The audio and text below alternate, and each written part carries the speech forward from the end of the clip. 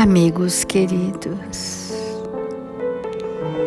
busquemos Jesus em nossas vidas, manifestado em seu Evangelho de amor e sabedoria. Que os nossos sentimentos mais purificados possam se expressar nesta hora como oferendas singelas, fios luminosos que entrelaçam os nossos sentimentos fraternos e nos sintamos acolhidos por estes amados benfeitores espirituais, que em nome de Jesus, amado Mestre, vieram ter conosco para derramarem sobre nós as infinitas bênçãos do amor de Deus.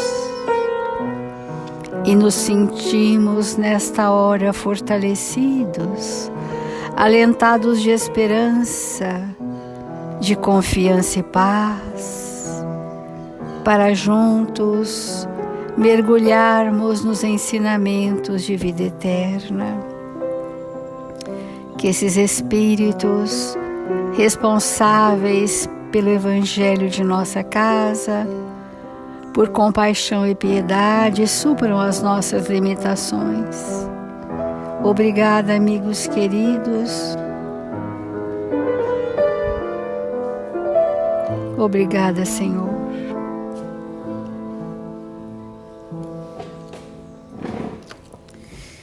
Do Evangelho segundo o Espiritismo, capítulo 12, amai os vossos inimigos. Estamos no item pagar o mal com o bem. Que na verdade pagar o mal com o bem é uma reconciliação. É nós estarmos naqueles 1000 passos primeiros de um planejamento reencarnatório. E nesses 1000 passos primeiros do planejamento reencarnatório, nós podemos estar com confiança e bom ânimo, nos reconciliando com antigos desafetos.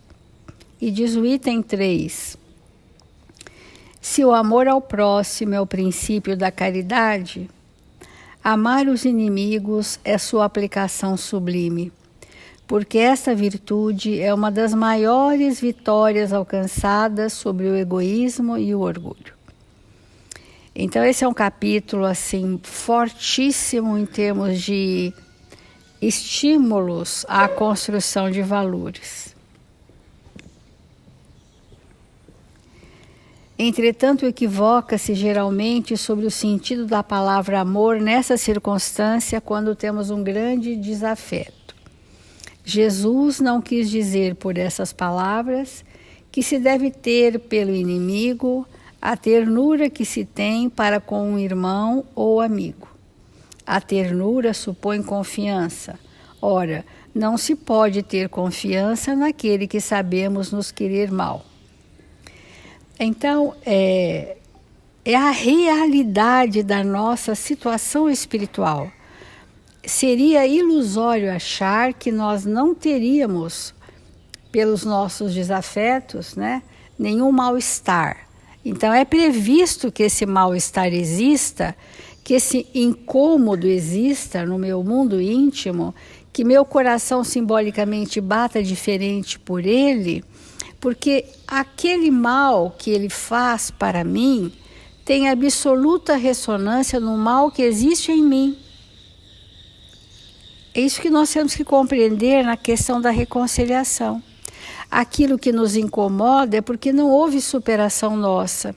E entra no rol das intolerâncias, né? Da crítica, da ironia para com aqueles que são diferentes de nós. Então, amar os inimigos, segundo os Espíritos nos mostram, é o processo de reconcilia-te depressa com teu adversário.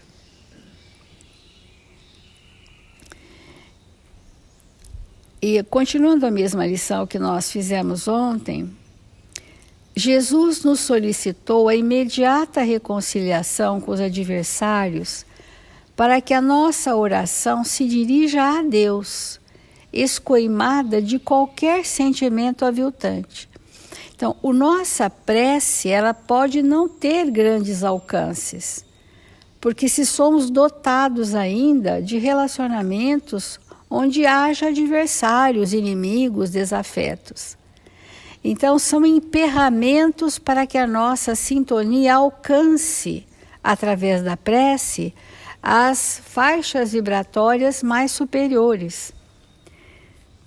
Não ignoramos que os adversários são nossos opositores, ou, mais propriamente, aqueles que alimentam pontos de vista contrários aos nossos. Todas as vezes a gente tem feito essa reflexão que a gente fica contrariado com o ponto de vista do outro, significa que eu tenho um ponto de vista também e ambos estamos contrários à lei de Deus. Olha que interessante. Porque o ponto de vista é uma interpretação que eu faço da verdade. Quando ela não é a verdade, ela vem sem caridade, ela vem sem misericórdia, ela vem sem compaixão. Então não é a verdade o meu ponto de vista. Porque não está imantado de vibrações da verdade do amor de Deus. E eu luto por um ponto de vista, que é uma opinião interpretativa da realidade, e o outro luta pelo ponto de vista dele, que também é uma interpretação que nenhum dos dois está de acordo com as leis de Deus. Numa reconciliação, o que cabe então? Nós vamos colocar a situação conflitiva à luz do Evangelho de Jesus. Aí nós vamos chegar no entendimento. Vamos colocar as nossas emoções, vamos colocar os nossos pontos de vista filtrado à luz do Evangelho de Jesus. E nós vamos ver que não vai sobrar nada do que eu penso de verdade, porque aquilo não era uma verdade. Não vai sobrar nada do que o outro pensa no seu ponto de vista, que é apenas expressão daquela personalidade. E com isso nós vamos vencendo, o personalismo, Mas então, numa relação conflitiva, que pode gerar uma inimizade secular, como nós temos falado, 1 minuto de grave desentendimento pode gerar séculos e séculos de reparações. Por que gasta esse tempo de dificuldade? Porque nós não queremos abrir mão do nosso orgulho. Não queremos. Não queremos mudar de ideia. E o tempo todo, pelo domínio do poder, queremos que o outro se retrate. Então, nenhum nem outro estão sob a luz do amor de Deus. E aqui é a reconciliação, E esses desafetos, que a gente se põe em embates, diz assim, e muitos deles, indiscutivelmente, se encontram em condições muito superiores às nossas, em determinados ângulos de serviço e merecimento. Não nos cabe assim o direito de espezinhá-los e sim o dever de respeitá-los. Isso é reconciliação.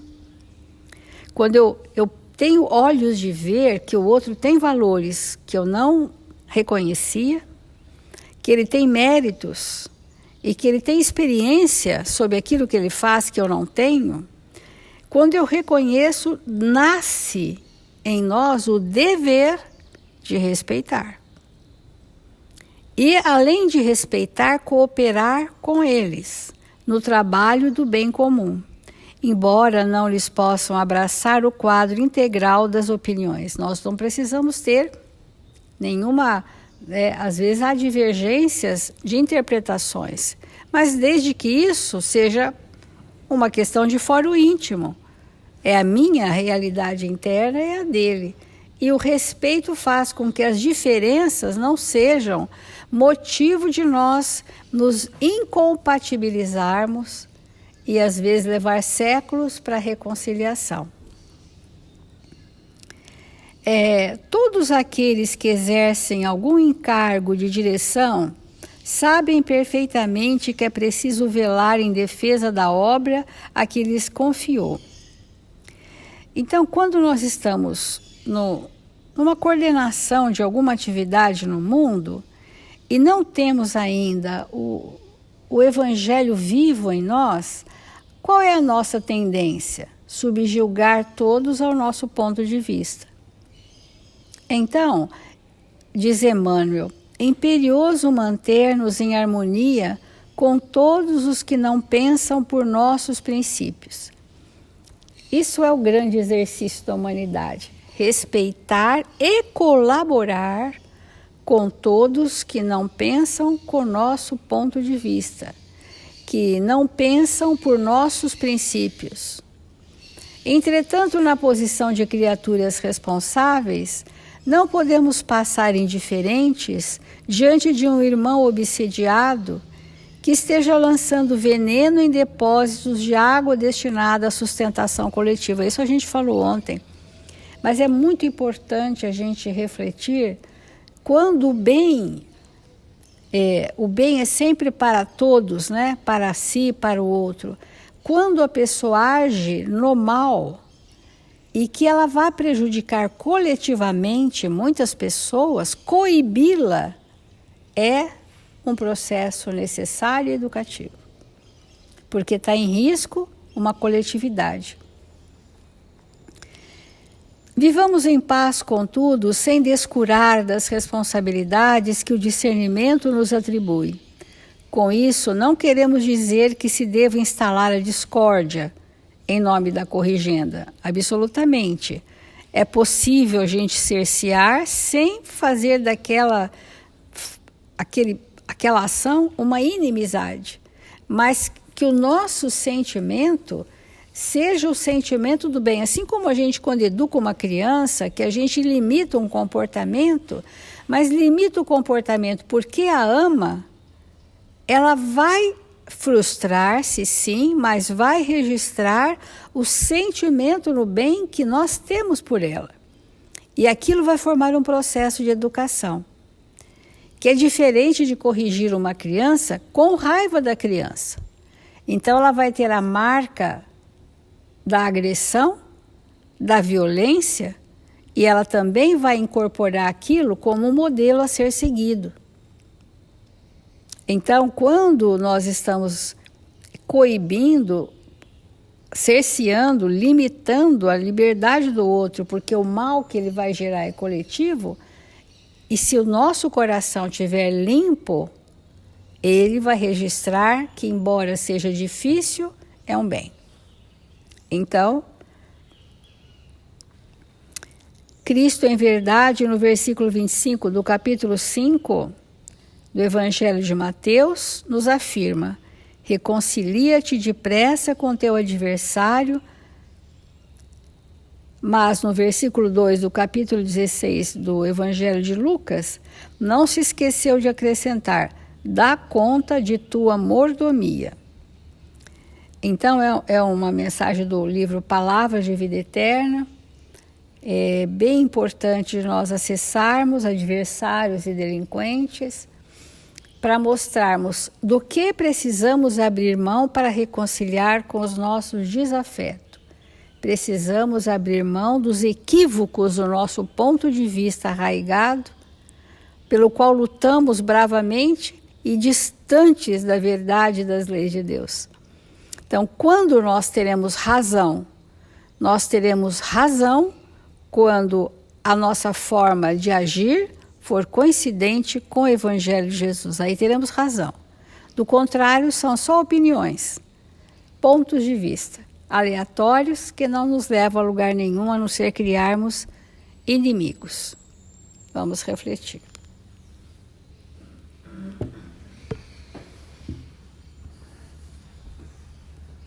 Nós, como temos falado, irmãos, Temos que nos preparar mesmo, aprofundar o nosso entendimento sobre o que Jesus trouxe para nós sobre amar os inimigos, porque a qualquer momento da nossa vida pode surgir uma contenda, uma dificuldade.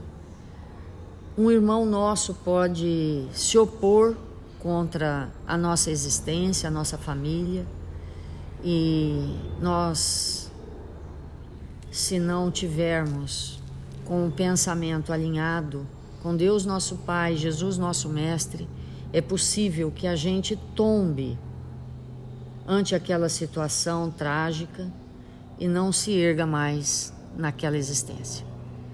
Então, nos prepararmos para os invernos que poderão surgir, nos alimentar dessa verdade para que isso seja sedimentado em nós e nós possamos passar pelas adversidades da melhor maneira possível, é realmente uma meta para todos nós que estamos desejosos de cristianizar a nossa vida.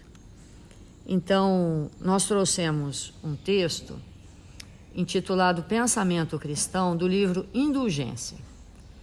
Esse texto ele é bem complexo. Eu vou pedir desculpa e licença para comentá-lo, porque ele é muito importante para nós. Então ele começa assim: o mundo é a materialização do pensamento divino, e a natureza é o trono da sabedoria sem palavras, que as leis do Senhor se manifestam.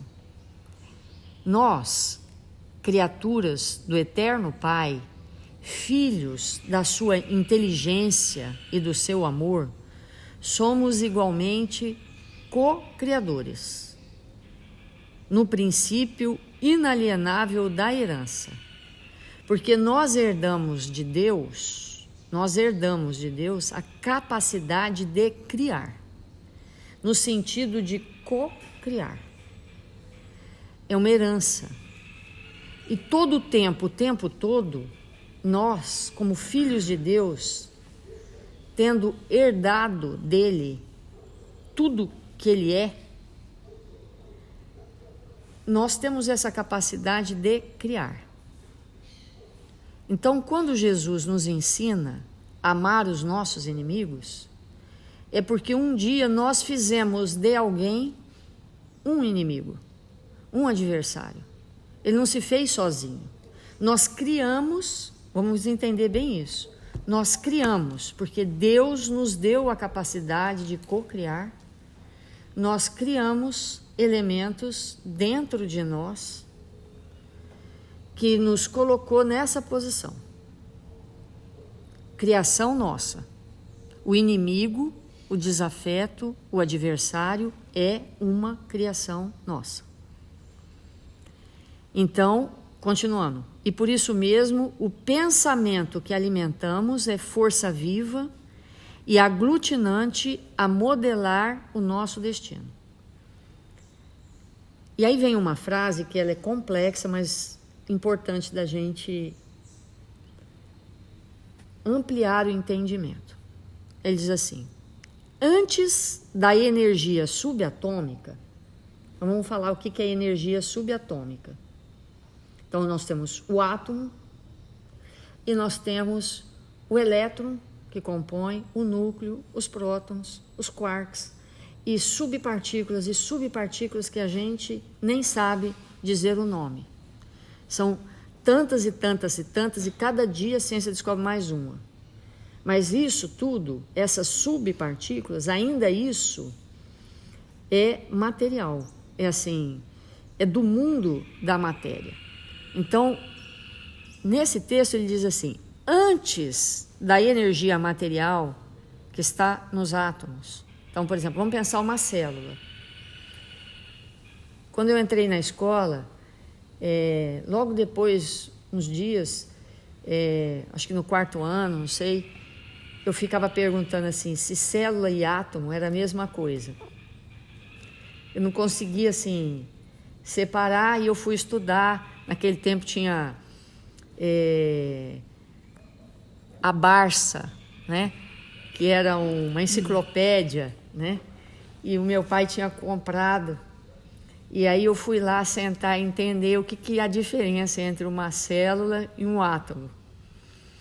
E então, as células, vou falar daquele aprendizado lá no 4º ano, né? As células são compostas de milhares de átomos, não é isso? Milhares de átomos, de todos os tipos.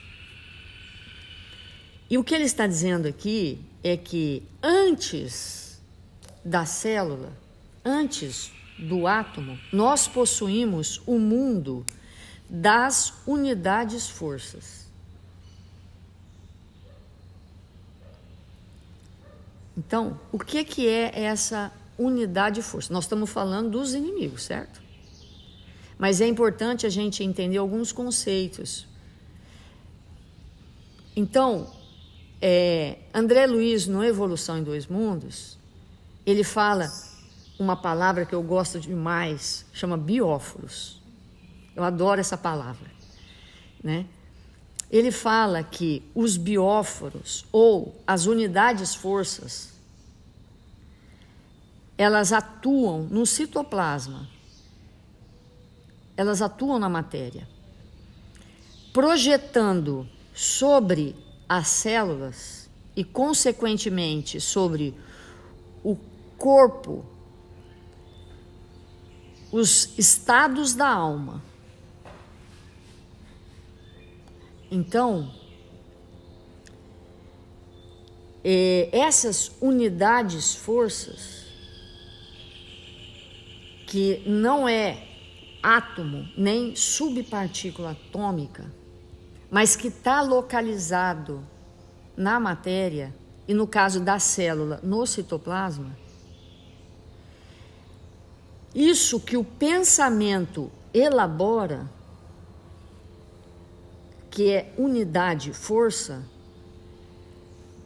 ele projeta sobre o corpo os estados da mente, que estará enobrecendo ou agravando a própria situação de acordo com a sua escolha no bem e no mal. Então, quando eu tenho um desafeto, um inimigo, 25 horas por dia, eu lanço no citoplasma de todas as minhas células, porque esses bióforos, ou unidades forças, estão localizados em todas as células. Eu lanço no líquido que está dentro da célula, que é o apoplasto ou citoplasma, eu lanço ali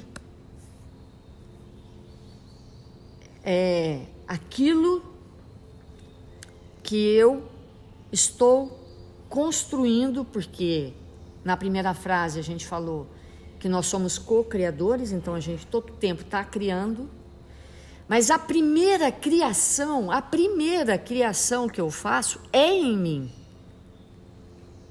A primeira. Cria, o espírito manifesta, aquilo se expressa na forma de pensamentos ou ideias, e aquelas ideias ou pensamentos vão se situar no citoplasma, todas as minhas células, as células do olho, do pulmão, do coração, do rim, da pele, todas as minhas células vão ficar impregnadas pelo líquido que está lá dentro, dessas unidades força.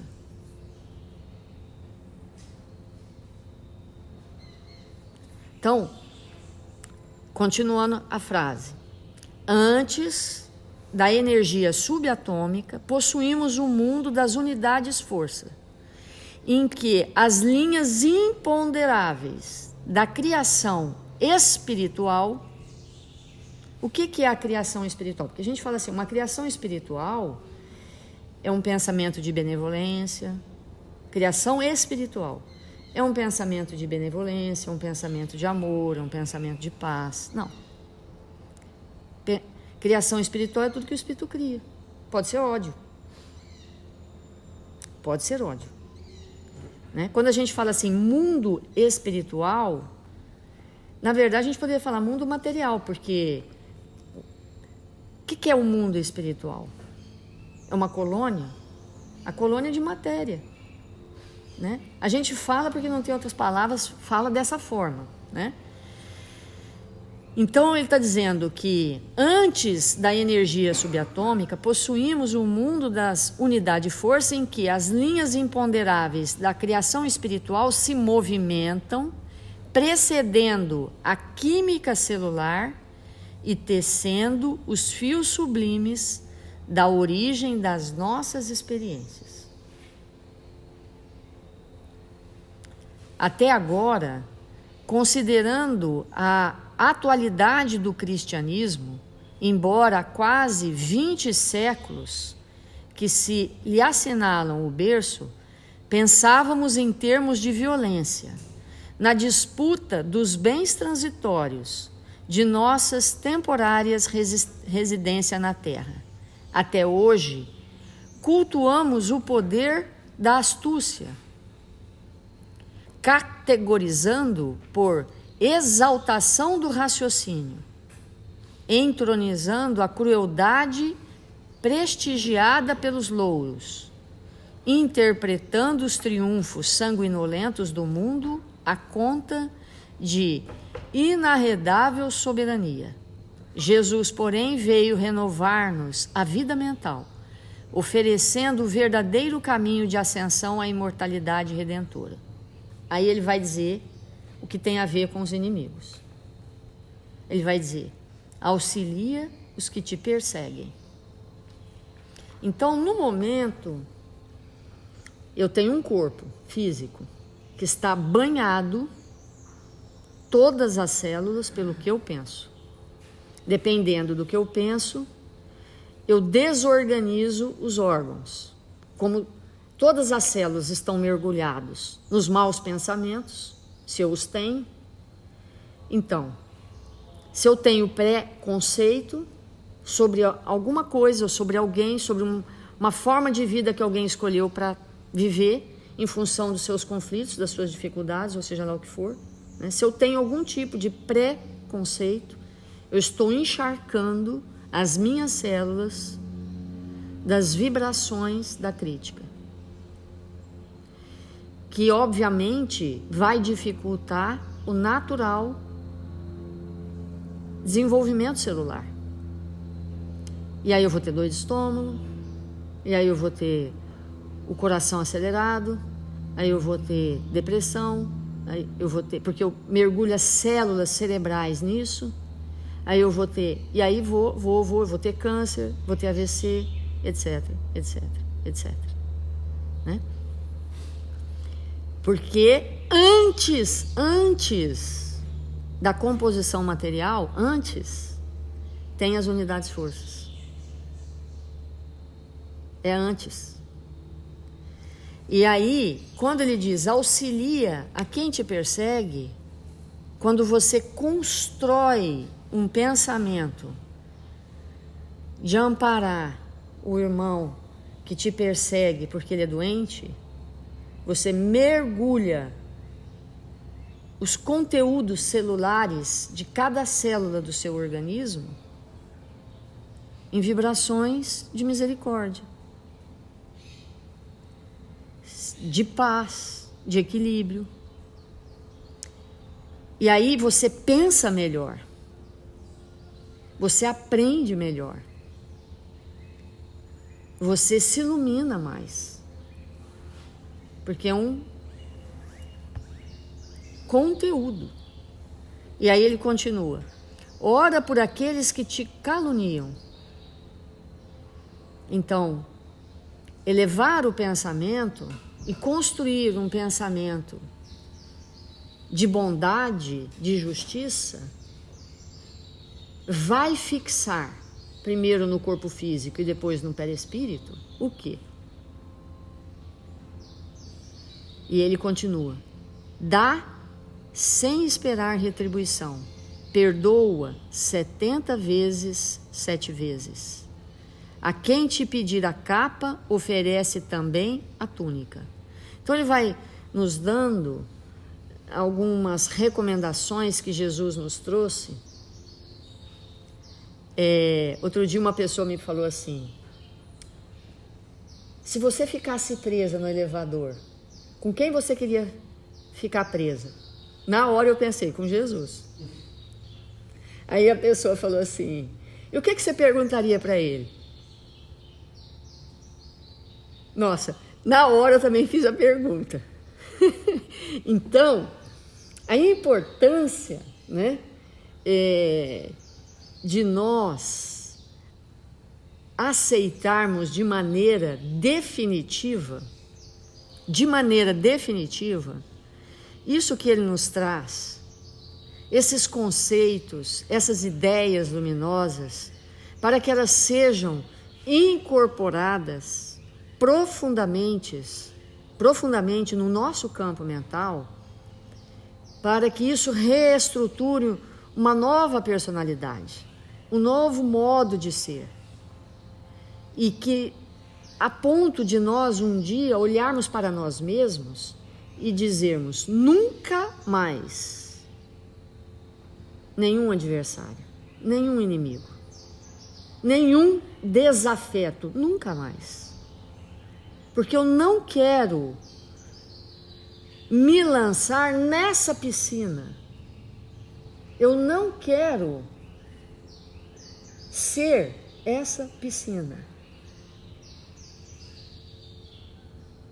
de choques vibratórios.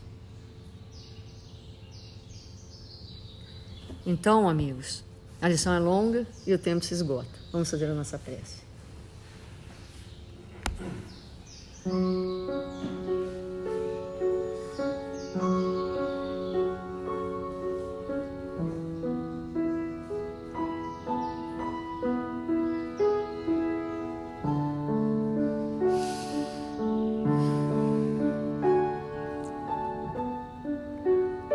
Senhor Jesus, divino amigo das nossas vidas, que nesse instante nós possamos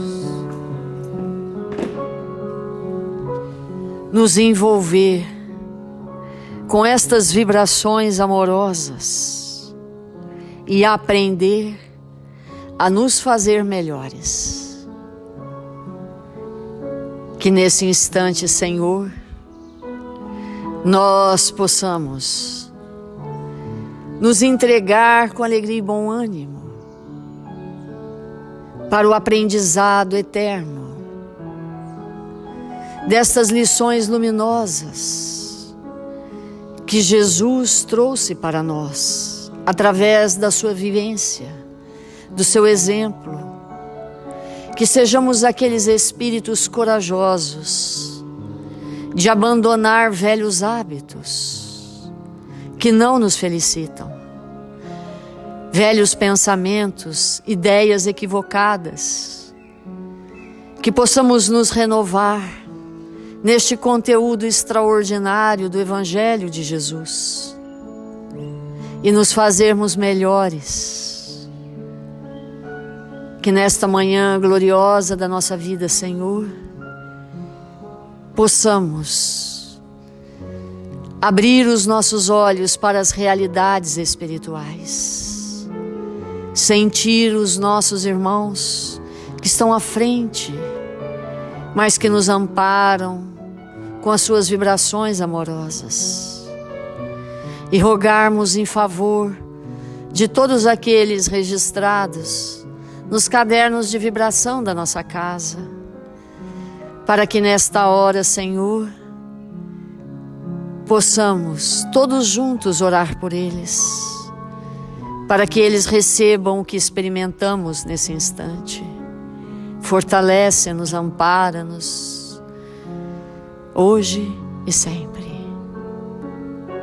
Cada um de nós, onde estivermos, possamos realizar o melhor, Senhor. para nós e para toda a humanidade. Que o Senhor nos abençoe, agora e sempre. Que assim seja.